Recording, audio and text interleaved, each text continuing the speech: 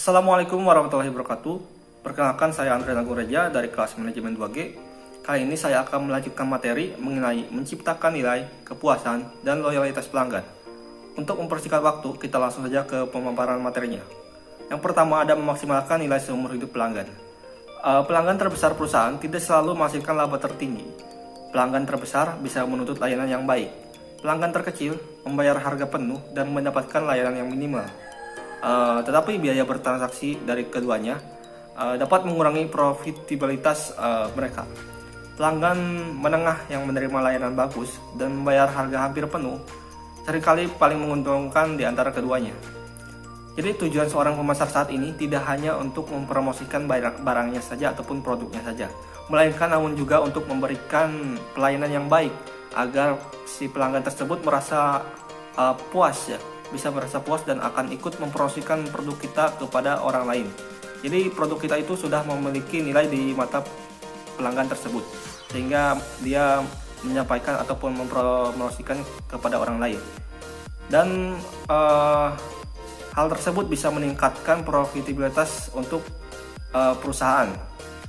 Jadi profitabilitas itu adalah kemungkinan untuk mendapatkan keuntungan ataupun laba. Selanjutnya itu ada profitabilitas pelanggan. Jadi sebenarnya apa sih yang membuat seorang pelanggan dikatakan seorang pelanggan yang menguntungkan? Pelanggan yang menguntungkan adalah orang yang sepanjang waktu menghasilkan aliran pendapatan yang melebihi jumlah aliran biaya perusahaan yang dapat ditoleransi untuk menarik, menjual, dan melayani pelanggan tersebut. Untuk analisis profitabilitas pelanggan bisa menggunakan perangkat akuntansi yang disebut penentuan biaya berdasarkan aktivitas perusahaan yang memperkirakan semua pendapatan yang didapatkan dari pelanggan dikurangi semua biaya. Selanjutnya ada portofolio pelanggan. Pemasar pada saat ini mengakui adanya kebutuhan untuk mengelola portofolio pelanggan yang terdiri dari berbagai kelompok pelanggan yang didefinisikan berdasarkan loyalitas pelanggan, profitabilitas, dan faktor yang lain. Selanjutnya itu mengukur nilai seumur hidup ataupun seumur hidup pelanggan. Mengukur nilai seumur hidup pelanggan. Jadi nilai seumur hidup pelanggan itu menggambarkan nilai seumur hidup dari aliran laba masa depan yang diharapkan sepanjang pembelian seumur hidup. Jadi pelanggan perusahaan harus mengurangkan dari biaya yang diharapkan untuk menarik, menjual, dan melayani akun pelanggan tersebut. Selanjutnya, mengembangkan hubungan pelanggan. Untuk mengembangkan hubungan pelanggan masih berhubungan dengan memaksimalkan nilai pelanggan. Memaksimalkan nilai pelanggan berarti mengembangkan hubungan pelanggan dan untuk jangka panjang. Jadi pada saat ini perusahaan sudah meninggalkan untuk pemasaran massal yang tidak efisien dan beralih ke pemasaran presisi yang lebih efisien ya. Dan juga dirancang untuk membangun hubungan pelanggan yang kuat. Untuk ekonomi saat ini juga sudah didukung oleh bisnis informasi. Informasi itu sendiri mempunyai kelebihan dalam hal mudah disesuaikan, dipersonalisasikan, dan dikirimkan sepanjang waktu dengan kecepatan yang sangat cepat. Oke, selanjutnya itu ada manajemen hubungan pelanggan. Jadi keinginan konsumen yang terus berubah menuntut perusahaan lebih aktif dan memahami apa yang dibutuhkan konsumen dan diinginkan konsumen. Untuk strategi tersebut yang digunakan adalah untuk menggunakan manajemen hubungan pelanggan. Manajemen hubungan pelanggan ataupun CRM ataupun Customer Relationship Management adalah proses mengolah informasi yang rinci tentang pelanggan perorangan dan semua titik kontak pelanggan secara seksama untuk memaksimalkan loyalitas pelanggan.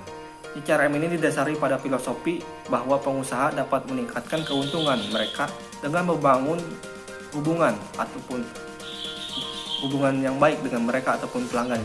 Jadi tujuannya adalah untuk membangun kesetiaan pelanggan atau loyalitas pelanggan itu sendiri. Selanjutnya ada pemasaran satu-satu. Pemasaran satu-satu adalah pemasaran yang teknik memasarkannya produk dengan cara memberikan produk dan jasa kepada pelanggan yang sesuai dengan hasil identifikasi dan preferensinya masing-masing. Jadi sebelum memasarkan produknya, mereka sudah mengidentifikasi pelanggan mana yang akan membutuhkan produknya tersebut dan preferensinya dan sesuai dengan preferensinya mereka masing-masing. Dalam pemasaran satu-satu itu ada kerangka kerja 4 langkah yang dapat diterapkan dalam CRM ataupun pemasaran satu-satu. Yang pertama itu mengidentifikasi prospek dan pelanggan Anda. Jadi jangan mengejar semua orang, bangun, pertahankan dan galilah database pelanggan kaya dengan informasi yang diturunkan dari semua saluran dan titik kontak pelanggan. Yang kedua ada mengidentifikasi pelanggan berdasarkan 1. Kebutuhan mereka, dan 2. Nilai mereka dan untuk perusahaan Anda. Jadi habiskan usaha Anda itu untuk pelanggan yang paling bernilai. Terapkan penentuan biaya berdasarkan aktivitas dan hitung nilai seumur hidup pelanggan.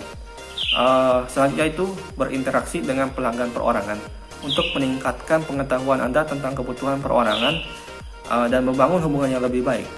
Jadi ini sangat penting untuk dirumuskan penawaran yang disesuaikan yang dapat Anda komunikasikan secara pribadi. Lalu selanjutnya ada memodifikasi produk, layanan, dan pesan kepada setiap pelanggan.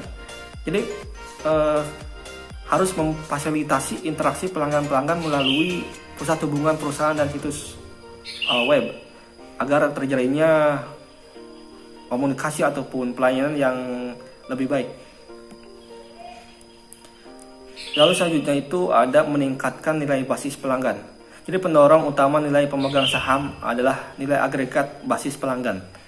Perusahaan top meningkatkan nilai basis pelanggan mereka dengan melaksanakan strategi berikut dengan baik. Jadi ada beberapa strategi. Yang pertama, mengurangi tingkat keberalihan pelanggan. Jadi harus memilih dan melatih karyawan agar berpengetahuan dan ramah, meningkatkan kemungkinan bahwa pernyataan belanja yang dari pelanggan akan dijawab dengan memuaskan.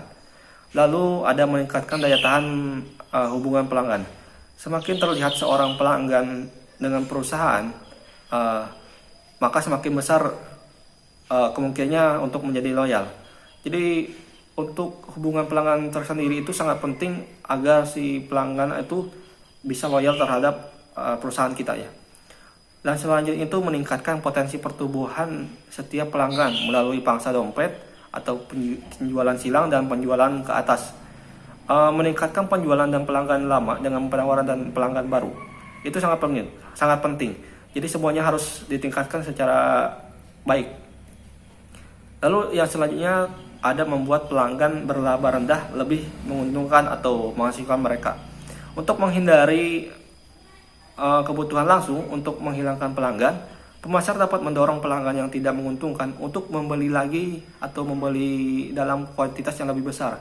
Jadi kita harus menarik si pelanggan tersebut untuk membeli produk kita lagi dalam kuantitas ataupun jumlah yang lebih banyak.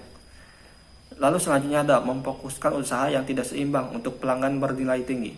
Pelanggan yang paling bernilai sebaiknya diperlakukan secara khusus, karena itu sangat penting.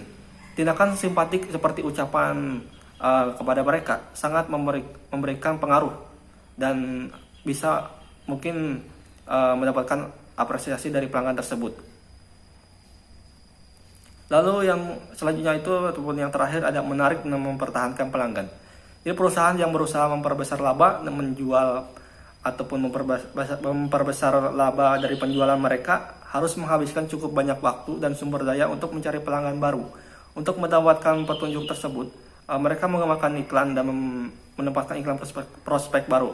Jadi sebenarnya untuk menarik mempertahankan pelanggan kita harus berinovasi ataupun kita harus pintar-pintar mempromosikan produk kita sendiri seperti mengiklankannya dengan menarik ataupun dengan memasang baligo di setiap daerah-daerah dengan promosi-promosi yang menarik ataupun dengan secara baik mungkin itu. Nah mungkin sekian untuk materi yang dapat saya sampaikan, semoga bermanfaat, kurang lebihnya mohon maaf. Saya tutup. Wassalamualaikum warahmatullahi wabarakatuh.